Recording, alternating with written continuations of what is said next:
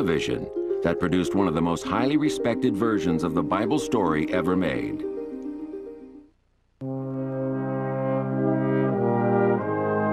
In 1977, there was a religious phenomenon that gripped audiences around the world. It was the miniseries of all miniseries, and as it was beamed directly into people's living rooms, it was watched by more people than any mainstream movie.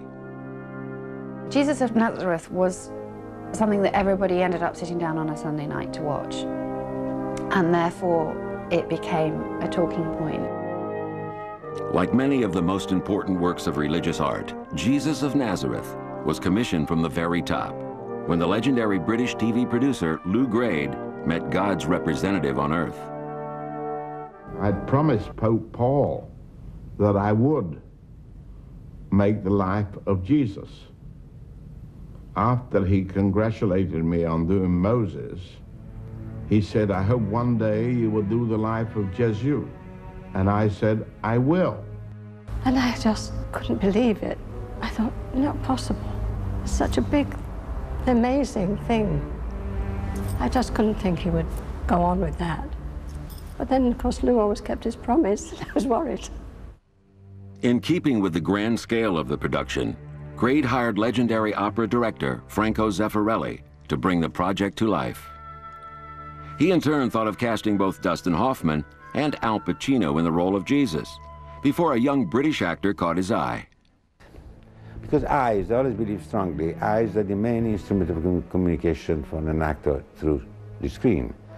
You always look, when you go to the movies, you always look your actors or actresses in their eyes. They are an actor's, well, they are the best tool you've got. You know, and particularly if you're short-sighted as well, which I am.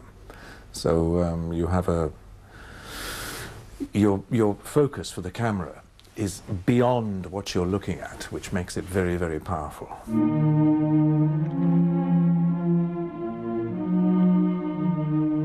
It is I who need baptism from you.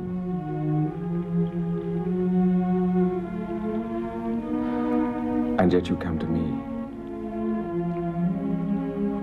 Let it be so. We must fulfill all righteousness. In a way, you know, being asked to play a role like John the Baptist, where, you know, people's expectations are very high, because this is an important character in a, you know, an important religion. You sense a certain responsibility. But I don't think it's the same responsibility that Robert Powell had playing Jesus Christ. As a responsibility of playing the part, I think we've touched on that. It was just to be the Christ that people imagined him to be. Every actor who's played Jesus has had to find their own way of representing the most famous man in history, and some have found it easier than others. For whatever reason, I didn't